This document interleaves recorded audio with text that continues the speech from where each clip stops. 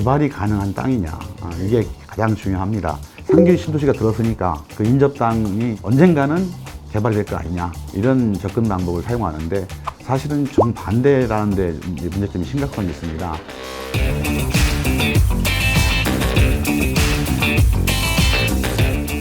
안녕하세요. 복덕방 기자대 박종화 기자입니다. 부동산 투자 중에 투자는 땅이란 얘기가 있는데요. 오늘은 우리나라 토지 전문가 중에 첫손으로 꼽히는 신태수 지존 대표님 모시고 토지 투자 어떻게 공부하면 될지 한번 여쭤보겠습니다. 대표님 안녕하세요. 안녕하세요.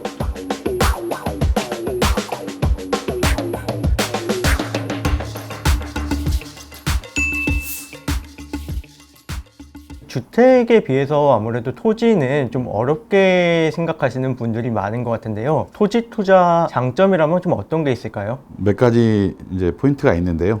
첫 번째로는 이제 투자의 안정성 측면이 있다고 생각합니다. 이 가용 개발 가능한 땅은 제한되어 있는데 반해서 개발 수요는 계속 늘어나다 보니까 안정적인 투자를 할 수 있다는 점, 이걸 접을 수가 있고, 그 다음에는 이제 경쟁이 좀 적다.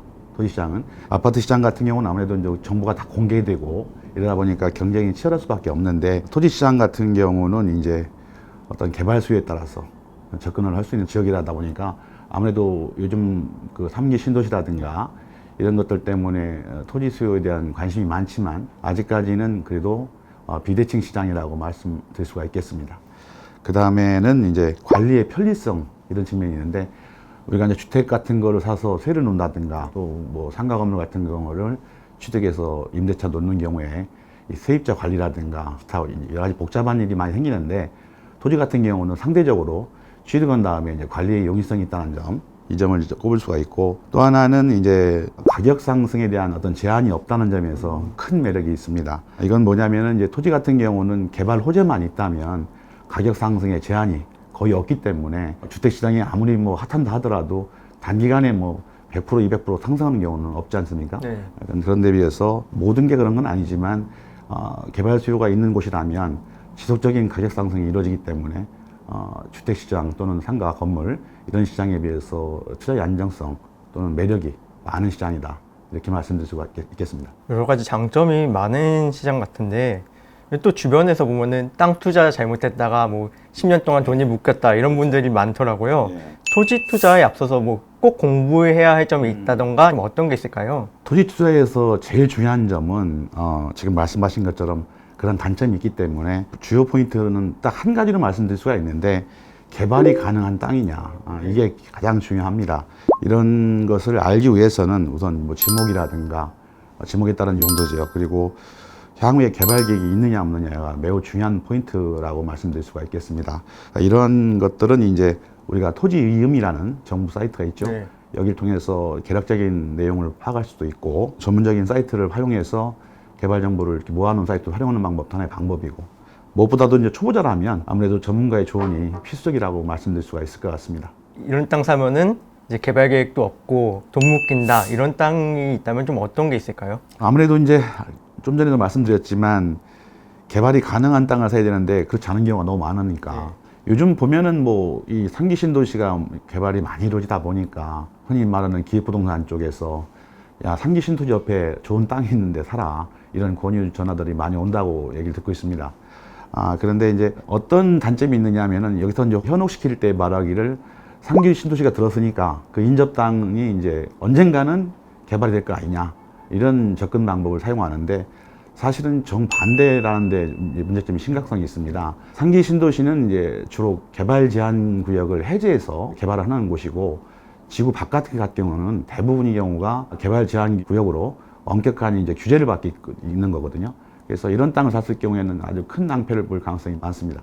상당히 땅이 오랫동안 묶일 가능성이 많기 때문에. 그리고 이제 피해 땅들은 이런 큰 틀에서 접근을 이렇게 할 수 있는 거고, 강론으로 들어가면은 이제 도로에 접한 땅이 아니라는 거, 맹지, 이런 땅들은 이제 개발이 사실상 불가능한 있기 때문에 향후에 뭐 지가가 오를 가능성이 거의 없다고 해도 무방할 것 같고, 중间말씀드린 것처럼 상기 신도시가 아니라 하더라도 개발 제한 구역으로 묶인 땅들은 이제 엄청난 규제를 받고 있기 때문에 개발이 사실상 원천 봉쇄된 곳이고, 이러다 보니까 환가성도 거의 안 되는 거고, 또 개발 수요가 있을 수가 없으니까 무슨 공익 개발로 인해서 상기 신도시처럼 수용되지 않은 이상은 향후에 어떤 지가 상승을 기대하기가 힘들다는 점 이렇게 있고, 그다음에 이제 특별한 규제인데 산지 규제에서 이제 서울만 현재는 시행하고 있는데 비오톱이라는 게 또 있습니다. 비오톱 이런 게는 어떤 토지임 사이트를 통해서 우리가 확인할 수가 있는데 이런 것들이 조심해야 될 거고, 다시 한번 정리를 하면은 또 이제 이렇게 시골에 가면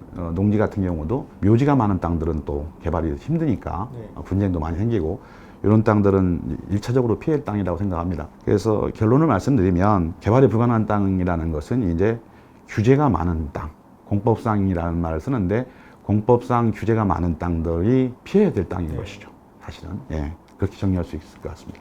작년에 LH 사태가 터지고 나서 여기에 이제 정부가 여러 가지 규제를 만들어서 또 리스크가 커졌다고 이제 들었습니다. 이 중에 실제 지금 시행되고 있는 것과 영향은 좀 어떻게 볼 수 있을까요? 뭐 정부에서 엄청난 발표를 많이 했는데 사실은 이제 농지 규제가 가장 크죠. 이제 LH 농지 투기가 많이 있었기 때문에. 근데 농지법은 이미 개정이 돼서 시행하고 있습니다. 하고 있는데 저도 최근에 파악을 해봤는데 하위 법령이 아직 정비가 안 돼서 실질적으로 이렇게 현재 적용되고 있는 것들은 많지는 않고 대부분이 이제 금년도 시행될 예정입니다. 그래서 농지 이제 규제가 가장 큰데 큰 틀에서 보면은 비농업인의 농지 취득을 제한하는 쪽으로 바뀌었죠.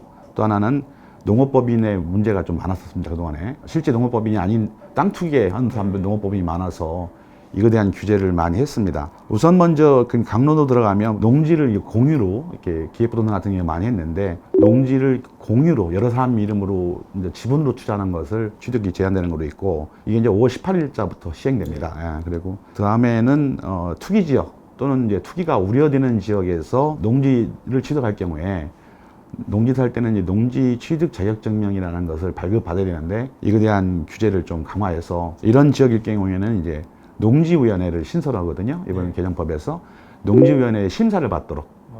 이제 농지위원회 위원들은 이제 현지에 살고 계시는 농업인들이 심사를 합니다. 그래서 사실은 외지인들이 농사를 짓지 않고 투기 목적으로 농사를 할 때는 많은 제한이 있을 것으로 보여지고, 또 하나는 이제 지금 같은 경우는 1000평방미터 미만의 농지를 신규로 취득할 때는 우리가 농지 취득자증명을 발급받지 않고 그냥 취득할 수 있었는데 소규모 농지를 취득하는 것들이 투기로 변질되는 것들을 방지하기 위해서 개정 법률이 앞으로 시행될 건데, 이때도 이제 주말 체험농용으로 취득할 때도 영농계획서를 제출하도록 해서 자꾸 층층이 이제 규제를 가하는 쪽으로 돼 있어서 현재 농지법 하위 법령들이 5월 18일 날 또는 올해 8월 17일 날부터 시행될 예정인데 심리적으로는 이미 많이 얼어붙었죠. 많이 얼어붙어 있고, 이 제도가 본격 시행되는 올해 이제 5월, 8월 이후가 되면은 사실상 그 투기적인 측면에서 농지 취득 부분은 상당 부분 제거가 될 거라고 이렇게 기대가 되고 있습니다. 올해 3기 신도시 보상이 본격화될 것 같은데요. 보상금이 많이 풀리다 보면은 그 돈이 다시 부동산 시장으로 돌아서 땅값이라든 집값이 또 뛸 것이라는 전망도 있습니다. 대표님께서는 부동산 시장에 미칠 영향을 어떻게 보시는지. 이 토지보상금 부분은 과거 정부 때부터 뭐 대표적으로 노무현 정부 때 제일 많았었는데 올해도 뭐 지난해에 이어서 상당 부분이 되는 돈들이 이제 시중에 풀릴 것으로 예상됩니다. 3기 신도시 중에서 이제 가장 큰 면적, 광명시흥 빼고 가장 큰 면적이 왕숙지구인데 1, 2지구인데 여기가 이제 12월 달부터 협의 보상을 시작했어요. 그래서 사실은 계약 체결하고 나서 뭐 통상 한 3, 4주가 있어야 현금이 풀리니까 아마 이달 1월 달부터 시중에 돈은 풀릴 거라고 봅니다. 여기 같은 경우는 이제 한 5조 8천억 정도로 추산되는 토지보상금이 풀리는 거고, 부천 대장지구도 역시 작년 11월 말부터 이제 보상을 시작했기 때문에 지금부터 이제 보상금이 본격적으로 풀린다. 여기도 한 1조 원 정도 규모로 예상이 되고 있습니다. 그 다음에 이제 고양 창릉지구가 소유자들이 추천하는 감정평가 선정 문제로 많은 진통이 있었는데 지금 해결이 돼서 감정평가를 진행하고 있거든요. 그래서 여기도 3월 달부터 한 6조 4천억 정도의 돈이 현금이 시중에 풀리도록 돼 있습니다. 물론 뭐 이게 가장 큰 규모가 상기 신도시이고 이 외에도 산업단지라든가 도시개발 같은 게 많은 지역에서 수도권에서 특히 집중적으로 돈이 풀리고 있거든요. 그래서 이미 경기도 땅값은 엄청 많이 올랐다고 이게 보여지고 있고 앞으로도 상승폭은 더 급상승하지 않을까 이렇게 예상이 되는데, 아무래도 정부에서 대선이 앞두고 있긴 한데 정부가 이제 바뀌고 나면 주택시장에 대한 정책이 어떻게 될지는 모르겠지만 현재 시점으로만 본다면은 주택시장에 대한 규제가 강력하기 때문에 여기서 많이 풀리는 이 부동산의 토지보상금은 아무래도 주택시장의 진입은 제한적일 것으로 보여지고, 경기도 특히 수도권 지역의 땅값에 엄청난 영향을 미칠 것으로 이렇게 예상이 되고 있습니다.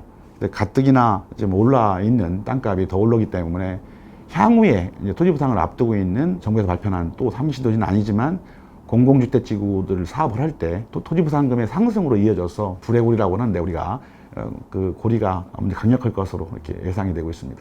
오늘은 이제 신태수 지존 대표님 모시고 토지 투자의 ABC부터 향후 이제 토지시장 전망까지 한번 말씀을 들어봤습니다. 여러분도 대박을 낼 수 있는 금싸라기 땅을 찾아보시기 바랍니다.